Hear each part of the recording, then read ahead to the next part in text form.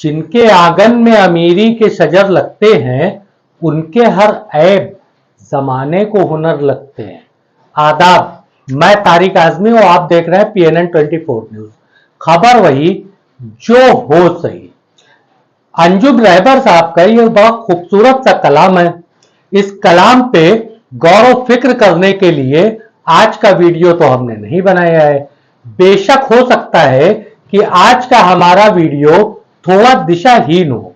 मुद्दा ही ऐसा है कि हम दिशाओं को बदल करके कभी किसी और दिशा में जाएंगे तो कभी किसी और दिशा में, मगर बातें हमारी और आपके मुस्तकबिल ही नहीं, हमारे कुंबे के मुस्तकबिल से जुड़ी हैं, हमारे समाज के मुस्तकबिल से जुड़ी हैं। आज नोएडा पुलिस ने एक FIR दर्ज किया है। FIR है रेप पार्टी में सांपों के जहर का नशा प्रदान करने वालों के ऊपर। इस FIR में कुल 6 लोग नामजद हैं। मिल रही जानकारी के अनुसार नोएडा पुलिस को PFA के एनिमल वेलफेयर ऑफिसर गौरव ने एक शिकायत दर्ज करवाई, जिसमें 5 लोगों को की गिरफ्तारी या फिर शायद हिरासत, अभी ये चीज क्लियर नहीं हो पाई है, हुई है। इनके जो नाम सामने आ रहे हैं 5 के, वो नाम है राहुल यादव, टीटू नाथ, जयकरण नारायण और रविनाथ। नोएडा पुलिस ने FIR में 6वां नाम जो नामजद है, वो नाम खास गौरतलब है। वो नाम है, कथित रूप से कह सकते हैं, युवा हृदय सम्राट, YouTuber, social media sensation, big boss OTT के विनर एल्विश यादव का। अब यहां पर शिकायतकर्ता गौरव की बातों को, अगर उनकी शिकायतों को ध्यान दें तो उनको यह चीज की जानकारी मिली कि रेप पार्टियों में सांपों के जहर प्रोवाइड होते हैं। वैसे बताते चले कि इन सबके साथ पुलिस ने जो बरामदगी की है उनमें 9 सांप बरामद हुए हैं। 9 सांपों में से 5 कोबरा है, 1 अजगर है, 1 घोड़ा पछाड़ है और 2 दुमुही है, जिसके 2 मुंह होते हैं। साथ में 20 ml नोएडा पुलिस का कहना है कि सांपों का जहर भी बरामद किया गया है। यह नशे के तौर पे रेप पार्टी में इस्तेमाल होने वाला था। बकौल गौरव, उन्होंने यह स्टिंग ऑपरेशन किया एक रेप पार्टी के अरेंजमेंट के लिए। उनकी शिकायत पे जिस तरीके के नोएडा पुलिस का बयान भी सामने आया है, उनकी शिकायत और दर्ज FIR पे अगर गौर करें तो मामला कुछ इस तरीके से है कि गौरव का कहना है, जो एनिमल वेलफेयर ऑफिसर है, PFA एक NGO है जो जानवरों के ऊपर काम करती है। PFA के एनिमल वेलफेयर ऑफिसर गौरव का कहना है कि उन्होंने एल्विश यादव से संपर्क किया रेप पार्टी में सांपों का जहर प्रदान करने के लिए। कुछ समय के बाद एल्विश यादव ने, गौरव का यह कहना है कि एल्विश यादव ने, उन्होंने राहुल यादव का नंबर दिया। राहुल यादव से सारी डील होने के बाद माल की डिलीवरी के लिए सेक्टर नोएडा के सेक्टर 51 में सैफरान बैंक्वेट हॉल है, वहां बुलाया गया, जहां गौरव जाते हैं। जब ये लोग आते हैं तो गौरव पुलिस को और वन विभाग को सूचित करते हो। मौके पे ये सारे माल की बरामदगी होती है।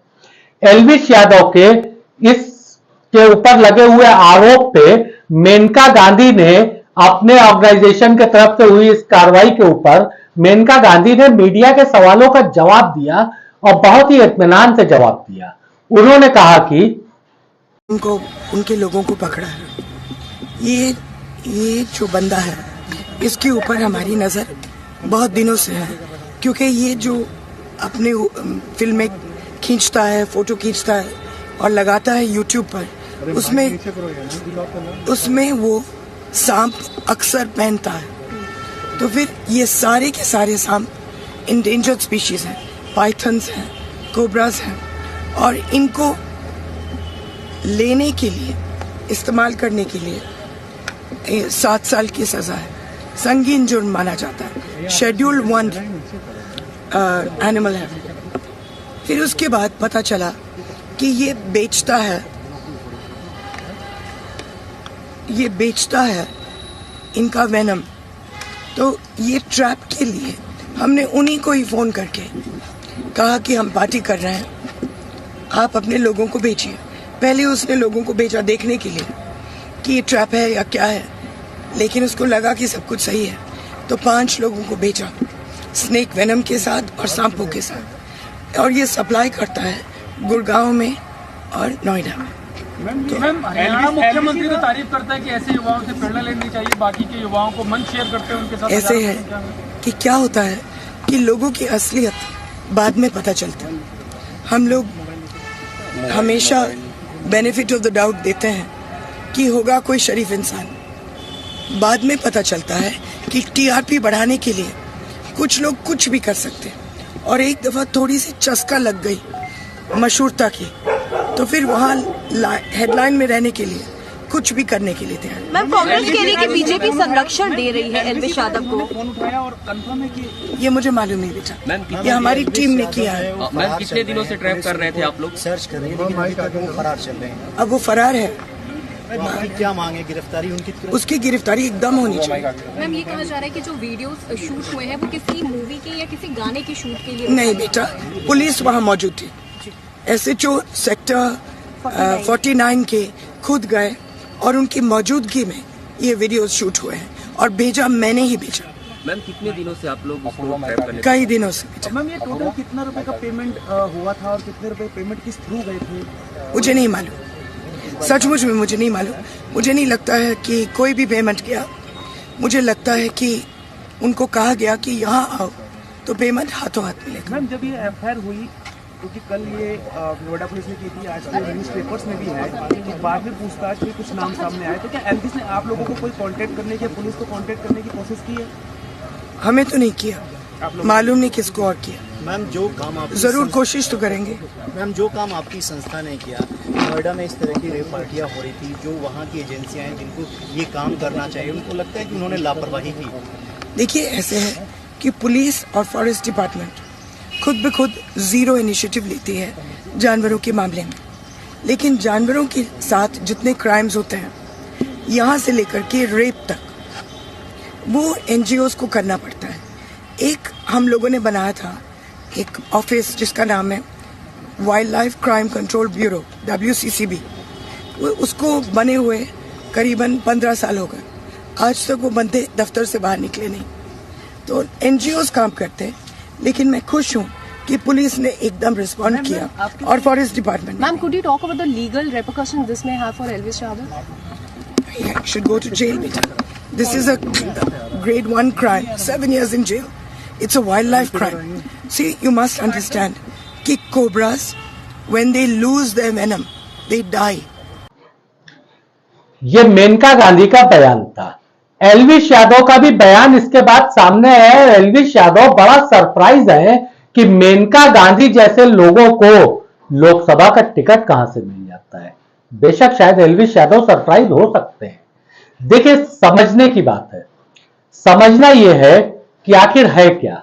हो सकता है शायद ये एक बड़ी खबर आपके भोकू मीडिया जो आपके कमरे के अंदर दीवार पे टंगा है और दिन भर चाय पाय करता रहता है, दिखाया होगा उसने। नहीं दिखाया, 2-3 घंटे तो बहस किया होगा। यह भी नहीं किया है, नहीं किया होगा क्योंकि यहां आरोपी का नाम एलविश यादव है, आर्यन खान नहीं है। आर्यन खान जिसको कथित रूप से क्रूज पे ड्रग्स के साथ पकड़ने की बात एनसीबी ने कही थी, मगर अदालत ने तो बेइज्जत बरी किया है। उसके ऊपर घंटों बैठ करके डिबेट हुई थी, मगर यहां पे डिबेट नहीं होगी क्योंकि यहां एलविश यादव है। एलविश यादव अपने आप को युवा हृदय सम्राट बनते हैं, युवा हृदय सम्राट हो सकते हैं। एलविश यादव का विवादों से पुराना नाता भी रहा है और इनके अगर ट्विटर अकाउंट को खंगाला जाए तो कई विवादित पोस्ट हैं। एक छोटा सा उदाहरण देता हूं। यह कृष्ण जन्माष्टमी पे एलविश यादव ने बधाई दिया था। कृष्ण जन्माष्टमी पे एलविश यादव ये बधाई दे रहे हैं और या फिर नफरत फैला रहे हैं। इसका फैसला आप खुद करिएगा कि कान्हा हम आएंगे, मंदिर वहीं बनाएंगे। कृष्ण जन्माष्टमी की बधाई दे रहे हैं। इस तरीके के नफरत के कीड़े बहुत से मिल जाएंगे आपको समाज में टहलते हुए। ऐसे नफरती बयान देने वाले भी मिल जाएंगे और ऐसे लोगों को हरियाणा के खट्टर साहब, सीएम साहब खुद बुला करके प्रमोट करते हैं। इनके कई फोटोग्राफ्स इस तरीके के हैं, उन्होंने सम्मानित किया। ये एक अलग सी बात है कि पुनिया जैसे टैलेंट सड़कों पे बैठे रहते अपनी मांग को लेकर के, उनके लिए आवाजें नहीं उठती है। मगर यहां गौरव तलब करने की बात यह है कि एल्विश यादव पे जो आरोप लगा है कि नशे के तौर पे सांपों का जहर इस्तेमाल हो रहा है, साहब इनके अल्फाजों को अगर निचोड़ा जाएगा, पुलिस कहती है कि 20 ml उसने सांप के जहर बरामद किए हैं। इनके ट्विटर के पुराने जो है ट्वीट्स को देख लिया जाए, इनके अल्फाजों को अगर निचोड़ा जाए तो शायद इससे ज्यादा जहर निकल आएगा। जहरों का माहौल है साहब, इस माहौल में ऐसा चला करता है। बेशक एल्विश यादव के ऊपर बैठ करके लंबी चौड़ी बहस नहीं होगी और एल्विश यादव अपने ट्विटर का इस्तेमाल करते हुए वो ट्वीट करते रहेंगे। जुड़े रहे हमारे साथ ऐसी खबरों के लिए। मैं तारिक आजमी, अल्लाह हाफिज।